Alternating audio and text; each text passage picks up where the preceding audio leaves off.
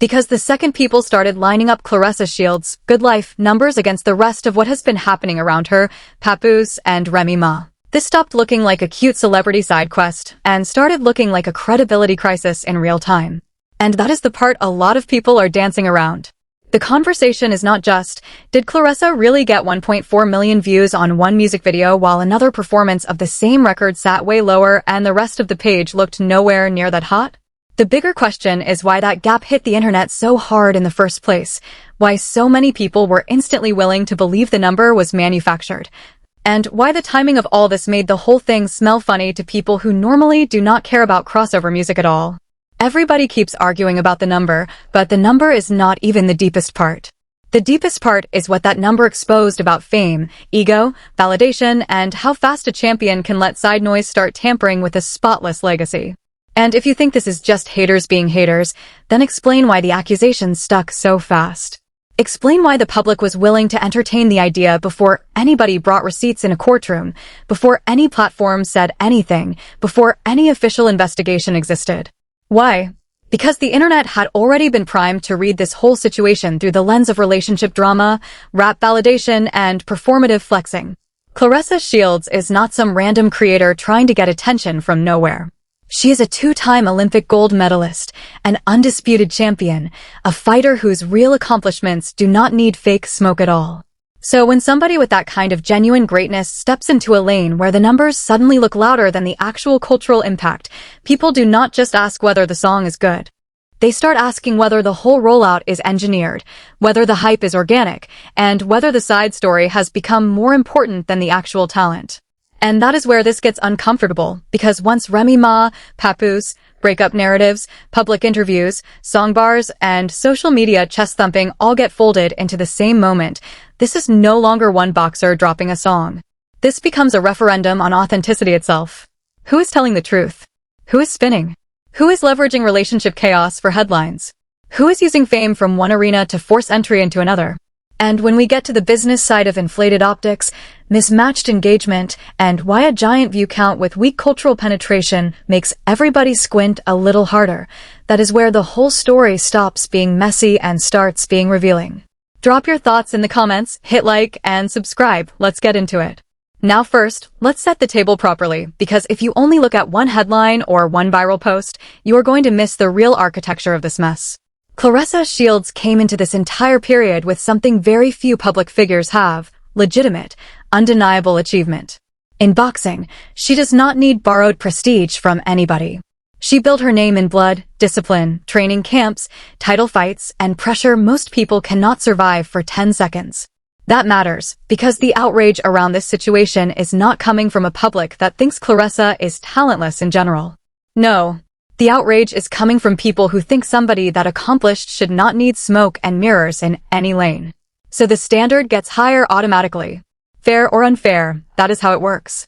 Then you add the relationship layer. Once CLAressa Shields and Papoose became a public talking point, especially against the backdrop of Remy Ma's split from him and the public mudslinging that followed, everything changed. Suddenly CLAressa was not just the boxer. She became a character in a drama ecosystem that hip-hop audiences already understood in terms of loyalty, betrayal, clout, and narrative warfare. Remy Ma later released W.I. Fell, a record many listeners took as shots aimed at Papoose and CLAressa, while public interviews kept the conversation alive instead of cooling it down. So by the time people were debating CLAressa's music numbers, they were not reacting in a vacuum. They were reacting inside a story world already loaded with suspicion, ego, and score settling. And that is why timing matters so much here. If CLAressa had quietly dropped a record with modest numbers and let the boxing resume do the heavy lifting, the public response probably would have been little more than a shrug and a few jokes. But when the numbers on Good Life looked dramatically bigger than what many people expected from the surrounding activity, the public did what the internet always does. It became an unpaid forensic lab. People compared subscriber counts, people compared other uploads, people compared engagement patterns, people compared how often the song was actually being discussed versus how massive the view total appeared to be. Listen, I just have to say this. On the modern internet, the accusation lands hardest when the visible math and the felt reality are not introducing themselves to each other. That is the reputational stake. The musical stake is obvious. If you are trying to be taken seriously as an artist, the public has to believe the audience is real. The cultural stake is deeper. If you are coming from sports into rap-adjacent entertainment, you are already dealing with skepticism, and any weirdness in the rollout becomes a referendum on your entire legitimacy. The financial stake is even uglier, because inflated optics can mislead sponsors, media buyers, casual fans, and even future collaborators into thinking a song has moved the room when it may only have moved a dashboard. And the personal stake? That may be the most dangerous part of all, because public figures start believing their own metrics if nobody around them is willing to tell them the truth. Does everybody understand how crazy that actually is? A boxer with a real legacy can survive a bad song. What starts hurting is when the audience begins to suspect the image itself is being managed harder than the art deserves. So let's walk through why people started talking the way they did. The first piece of surface evidence was the simple comparison that kept spreading. One version of the Good Life performance elsewhere was sitting at a much smaller number, while the official video on CLAressa's page showed a giant leap. That alone does not prove bot views. Let's be adults. Different platforms, different audiences, different upload timing, different promotion, different algorithms. All true. But the public never judges one data point in isolation. The public judges the relationship between that data point and the rest of the ecosystem around it. If the larger number looks out of family with everything else around it, suspicion shows up immediately. The second surface problem was the conversation around scale. A lot of people were asking the same blunt question. If a page is not regularly producing high, broad, sticky engagement across multiple uploads, where exactly did the giant breakout force suddenly come from? Was there a major press run attached to it? Was there a viral sound carrying it elsewhere? Was there a giant meme wave? Was the culture actually quoting the song, replaying the bars, debating the lyrics, or pushing the record into public conversation at the level the number would suggest? Because that is how real big moments usually behave. They leak beyond the page. They create chatter. They trigger reaction content. They generate imitation, praise, mockery, discourse, anything. A huge count with faint cultural echo is where people start side-eyeing the machine. Third, people started looking at conversion, and this is where it gets mean. Not because conversion is everything, but because the internet loves mismatch more than it loves truth. If a video posts a giant view number, people expect the surrounding signals to show some kind of proportional life. They expect the comments to feel busy. They expect shares and conversation to feel bigger. They expect the artist's name to be circulating more aggressively. They expect the buzz to spill onto adjacent platforms. If that spillover feels weak, the audience starts asking whether the top-line metric is the loudest thing in the room for a reason. What I want everybody to understand is that in 2026, optics are not measured by one number anymore. They are measured by whether all the numbers look like cousins. Then came the fourth piece, and this one hurt because it was not technical, it was psychological. People did not just doubt the views. They connected the alleged inflation to a broader image of desperation. That is why this accusation had so much bite. If the audience had seen CLAressa's music move as a low-pressure hobby, the jokes would have died quickly.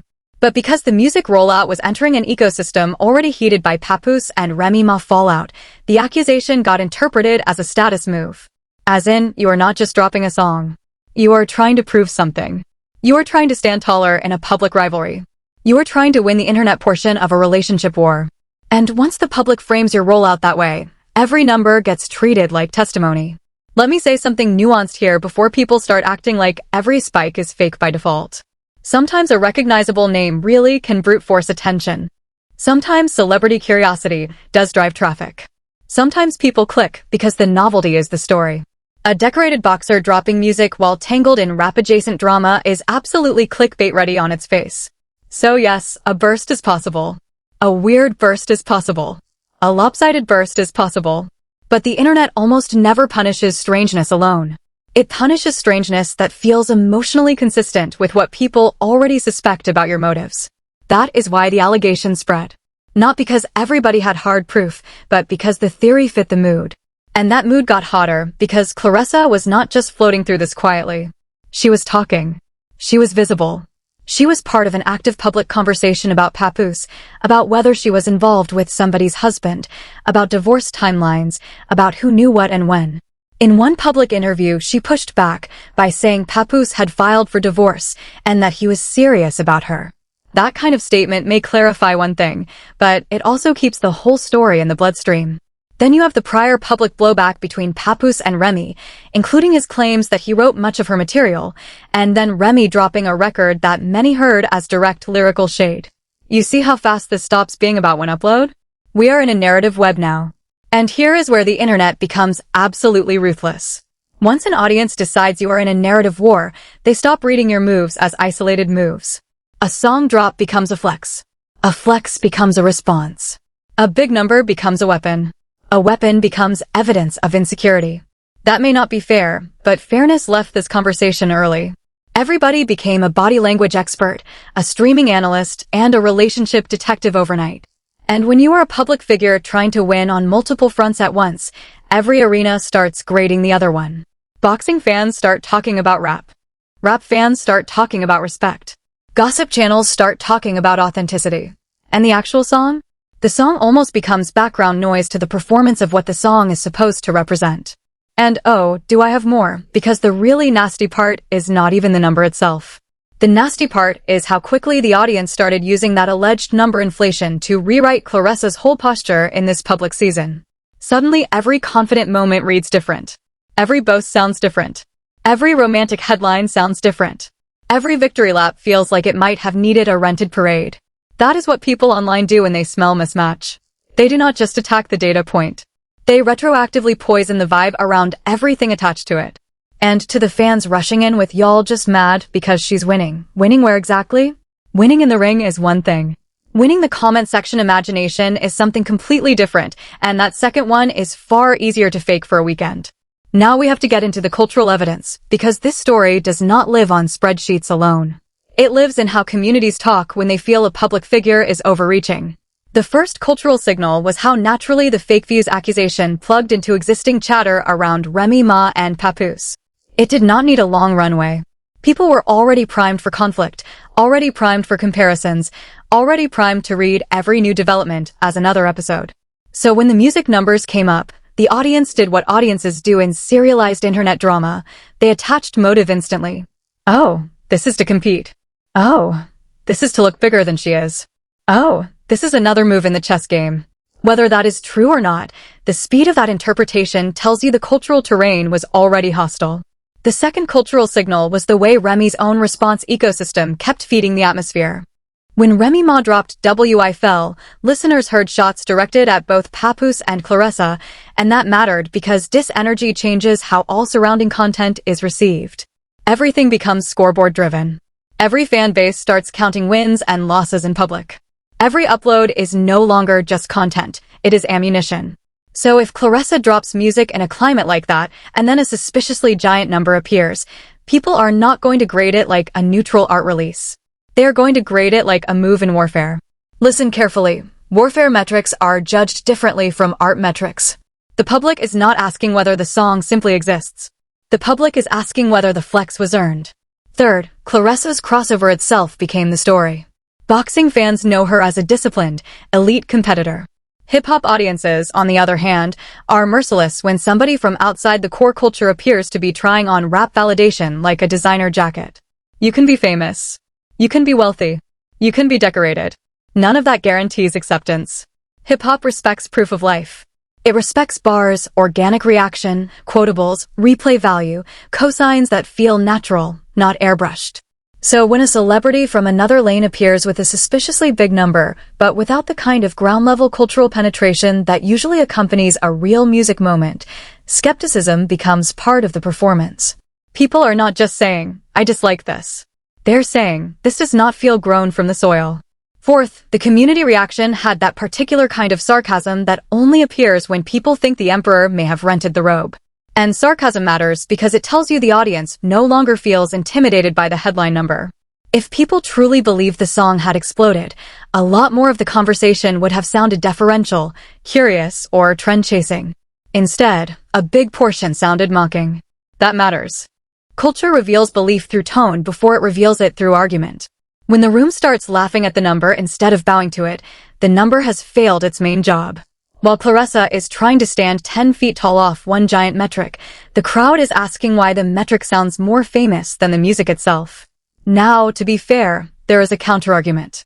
The counterargument says people hate confidence, especially from women who are physically dominant, outspoken, and successful in traditionally male-coded spaces. The counterargument says CLAressa was always going to be mocked for trying music, always going to be accused of doing too much, always going to be read through jealousy and resentment. And there is truth there. Let's not play dumb. A lot of female public figures get held to a bizarre standard where ambition is admired only until it becomes visibly ambitious. The moment they push into another lane, people act offended that they even tried. That pattern is real. But here is why that counterargument does not save the rollout from scrutiny. Scrutiny is not the same thing as sexism, and skepticism is not automatically hate. If the top-line numbers prompt natural questions because they appear disconnected from the surrounding engagement environment, those questions do not disappear just because the person involved is accomplished elsewhere. In fact, the more accomplished you are, the more people expect your public moves to be clean, strategic, and above reproach. That is the burden of stature. CLAressa does not get graded like a beginner. She gets graded like a champion touching a new microphone. That means the rollout cannot only be loud. It has to make sense. And this is where the culture starts smelling the system, because eventually every messy celebrity story runs into the same wall. What if the real point was not art at all? What if the song was functioning as narrative management? What if the views, whether fully organic, heavily promoted, or allegedly boosted in some artificial way, were there to create a headline bigger than the criticism? What if the goal was not become a respected rapper overnight, but occupy public space so aggressively that the storyline shifts from scrutiny to spectacle? Does that sound cynical? Good. Cynicism is how the internet learned to survive branding. Because the pattern interrupt in this whole situation is simple. Stop arguing only about whether a person bought views, and start asking why bought view accusations even matter so much in crossover celebrity rollouts. This is about the modern attention economy, and the attention economy is deeply fraudulent even when no specific fraud has been proven. Let me explain. In entertainment now, the dashboard often arrives before the cultural meaning. People chase the screenshot, not the memory. They chase the number, not the relationship. They chase the headline, not the conversion. So a public figure can create the appearance of momentum long before they create momentum itself. That does not mean every spike is fake. It means the system rewards looking big quickly, even if the bigness is shallow. First, systemic angle. Vanity metrics have become reputation armor. If you are under public pressure, a giant number can be deployed like a shield. Not a boxing shield, a branding shield. Critics say you're embarrassing yourself? Post 1 million. Critics say the public is not feeling it? Post 1 million. Critics say your crossover is forced? Post 1 million. The point is not even to convince experts. The point is to overwhelm casual observers. Most people will not investigate. They will just see the number and assume legitimacy. That is why suspicion around purchased or artificially assisted views carries such a sting. If true, even partially, the number was not just decoration. It was strategic camouflage. Second, systemic angle. Crossover fame confuses audiences and creators alike. A champion athlete often has real attention, but not the same kind of attention a musician needs. Sports fame can generate curiosity clicks. It cannot automatically produce song loyalty. It can get people to sample. It cannot force replay, fan identification, or quote culture. So what happens? Teams start trying to bridge that gap with optics. Bigger rollouts. Stronger headlines. More forceful positioning. But if the underlying audience relationship has not matured yet, the gap between curiosity and fandom starts showing up in the data. This is why big debut numbers sometimes still feel tiny in spirit. The metric may say explosion. The culture may say experiment. Third, systemic angle. Personal drama now functions as promotional fuel whether people admit it or not. The public relationship storyline involving CLAressa, Papoose, and Remy created a high-attention environment. In an older media era, that might have been treated as tabloid spillover. In the current era, it becomes part of the distribution architecture. Every blog post, every reaction video, every clipped interview, every lyric interpreted as a sub, every radio appearance, every quote about divorce or loyalty or betrayal, those become tributaries feeding attention toward everything adjacent. That means even if a song's views were helped by gossip momentum rather than anything improper, the resulting number still may not represent musical strength in the way people think it does. And that distinction is everything. Fourth, systemic angle. The internet no longer respects celebrity self-certification. You cannot just announce you are moving different and expect the public to salute. The audience wants friction tests. They want to see whether the streets are really talking, whether independent voices are discussing the music without being forced, whether the joke channels can mock it without reducing it to dust, whether the supporters can defend it without sounding like they are employed. What I think is happening here is that CLAressa's rollout hit a public that has become almost allergic to unearned scale. The people are tired of being marketed at. So the second a number feels cosmetically enhanced, even if only through aggressive paid promotion or strategic amplification, they interpret it as disrespect. Fifth systemic angle. In the streaming and social era, engagement incoherence is more damaging than low numbers. A low number can be honest. A low number can be the beginning of a journey.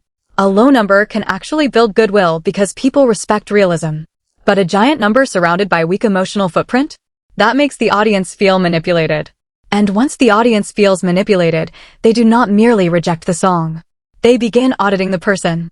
They start asking whether confidence is real confidence or dashboard confidence.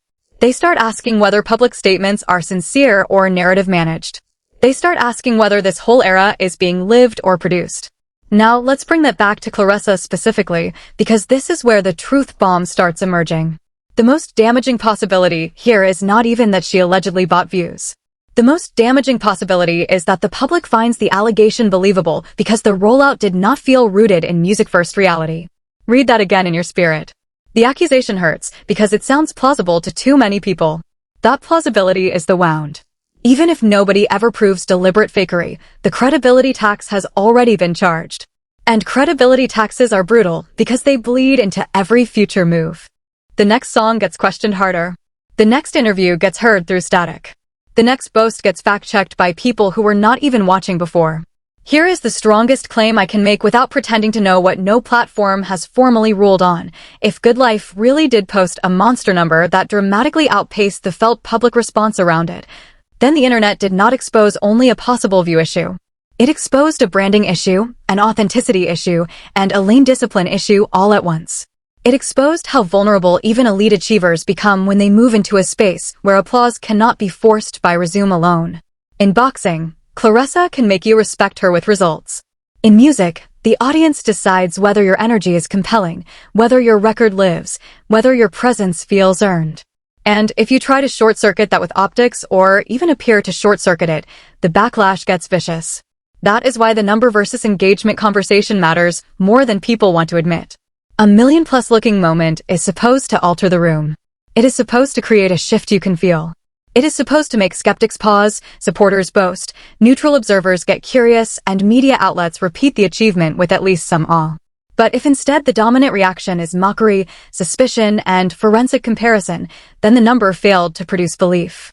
And belief is the whole point. Allegedly buying views would be embarrassing. But posting a huge count and still not winning belief? That might be even worse. That means the public saw the flex and said, no, we do not accept the terms. Listen, I need everybody to hear this clearly. The real catastrophe for CLAressa is not that people think she made a song. The real catastrophe is that this moment risks making her look like somebody trying to use celebrity adjacency, relationship drama, and inflated optics to manufacture a second crown instead of building one patiently. That is the reputational cliff edge. Champions are allowed to experiment. What they cannot afford is to look thirsty while experimenting. The internet forgives bad art faster than it forgives perceived desperation.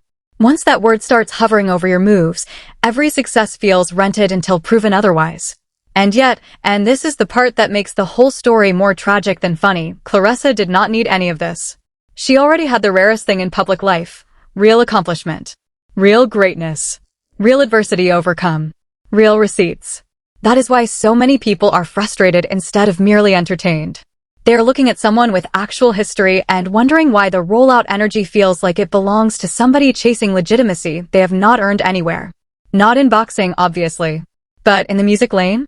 Yes, exactly there. That is where the disconnect lives. And when somebody with a legitimate empire starts borrowing tricks from the world of artificial momentum, or even looks like they might be, the fall in esteem feels sharper because the baseline was so high. So who actually wins here? Not the villainy, not the clout theater, not the fake scoreboard energy, not the relationship war spectators. The winner, eventually, is always the thing that cannot be inflated: real public conviction, real support, real replay, real respect. If CLAressa's team, or CLAressa herself, misread a curiosity spike as musical coronation, that is a fixable mistake, but only if the lesson lands fast. Because here is the contrast nobody can ignore. While internet drama is busy trying to turn one giant number into a crown, actual artists and actual fan communities are still building trust the slow way, one believable reaction at a time. While the storyline is screaming, the substance is whispering, and the whisper is what survives. And if you want the clearest contrast line of the whole situation, here it is. While alleged vanity metrics are trying to make one song look unstoppable, real cultural momentum never has to beg the room to believe it exists. That is the line. That is the wound. That is the whole argument in one sentence. The audience can be fooled for a second, but it cannot be convinced for long by arithmetic alone. So if CLAressa wants this music chapter to mean anything beyond tabloid noise, the path forward is brutally simple: less flexing, less narrative warfare, less scoreboard obsession, and more undeniable work that stands without relationship smoke around it. Because the hero in this story is not whoever trends for 48 hours. The hero is the truth that eventually separates noise from signal. CLAressa Shields the boxer is still a serious figure, still accomplished, still historically important. That does not vanish because people are clowning a rollout. But CLAressa in this entertainment drama era is at a crossroads. She can either let the internet keep merging her boxing excellence with crossover sloppiness until people forget how to separate the two, or she can draw a line and protect the part of her legacy that was built the hard way. That is the resolution available to her, and it is not even complicated. Stop trying to win every room at once. Win the room that actually matters with actual proof. And for the people watching at home, there is a lesson here too. Stop treating giant metrics like moral truth. Stop assuming a number tells you what the culture feels. Stop mistaking visibility for legitimacy. The public got smarter because it had to. Too many campaigns, too many inflated rollouts, too many hollow moments trained people to read between the digits. So when a number looks too polished for the surrounding reality, the audience now sees it as a question, not an answer. That is growth. Messy growth, cynical growth, sometimes unfair growth, but growth all the same. And if CLAressa comes out of this wiser, more careful, and more musically grounded, then maybe this embarrassment becomes useful instead of permanent. Because this is only the start, and not in the fake motivational way people say that when they are trying to escape a bad week. I mean, this specific story is only the start of two bigger developments people need to watch closely. First, the public is going to keep testing whether CLAressa's future music drops create actual conversation or just headline numbers. That is the cleanest possible answer coming. If the next release lands with believable engagement, real quote culture, and wider organic chatter, then some of this will cool down. But if the same mismatch shows up again, the allegation turns from rumor into pattern in the public mind, and that is when the damage gets harder to reverse. Second, everybody should keep watching how the Papoose-Remy-CLAressa triangle keeps bleeding into every unrelated move. Because as long as that drama cloud hangs overhead, no rollout attached to any of them will be received neutrally. Every lyric, every interview, every public appearance, every affectionate quote, every dismissive quote, every celebratory post is going to be read as a move on a board. And if you think that is exhausting, imagine trying to build artistic credibility while the audience is using your personal life as metadata for every number you post. That is why the next chapter matters so much. Either the music proves it can stand outside the soap opera, or the soap opera will keep swallowing the music whole. And the next video tease practically writes itself, because the real question is not whether one view count looked funny. The real question is what happens when public figures start believing their own manufactured mythology so deeply that they cannot tell the difference between attention, support, and respect, and the first time that myth collapses in public. Who is left holding the borrow crown?